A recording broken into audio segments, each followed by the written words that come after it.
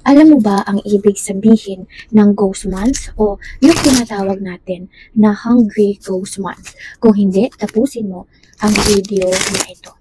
Ang Hungry Ghost Month po ay ang pagbubukas po ng gates of hell or ang portal sa daigdigan ng mga espiritu o kaluluwa.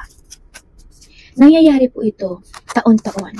Ngayong 2025, ang Ghost Month po ay magsisimula ngayong araw, August 23 to September 21.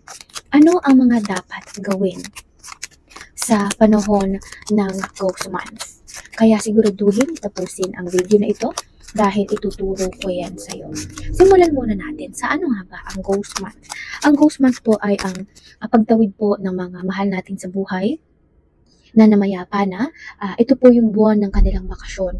Ito po yung buwan ng kanilang pagbisita dito po sa atin. Kasabay po nila ay yung mga negatibong espiritu or mga negatibong kaluluwa na mamamalagi rin at manginginain dito sa ating daigdig. So, ang kanila pong kinakain or ang na-feed po natin sa kanila ay yung tinatawag na negative energy. Kaya po pag Ghost Month, kung makapansin nyo, mga bandang August, maraming mga negosyante na namumroblema, maraming negosyo na nalulugi, na nagsasara, may mga negosyo na sobrang tumal, kaliwat kanan ang aksidente, at kaliwat kanan po ang mga sakuna.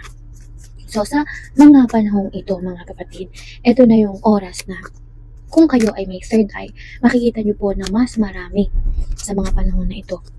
Lalo ang mga kaluluwa kumpara sa mga nabubuhay. Ganun po ang Ghost Month. So, ang Ghost Month po ay nagdadala ng kamalasan. Ganun pa man. Ano? Ito po ay hindi natin dapat katakutan. Ito po ay buwan ng pagninilay-nilay.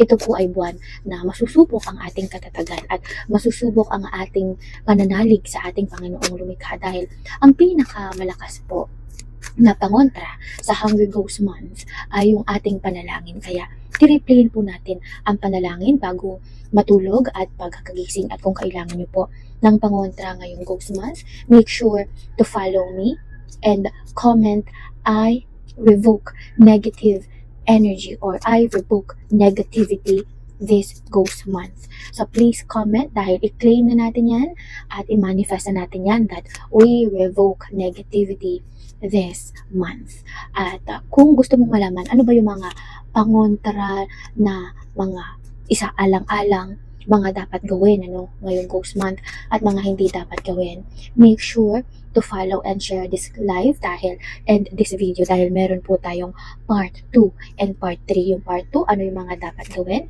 Yung part 3, ano yung mga hindi dapat gawin? At yung part 4, ano yung mga pangontra? At kung kailangan mo ng gabay, guidance, tandaan, all guidance and readings are free.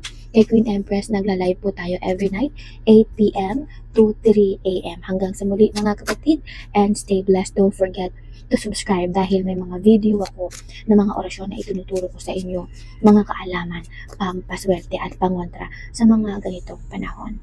And stay blessed!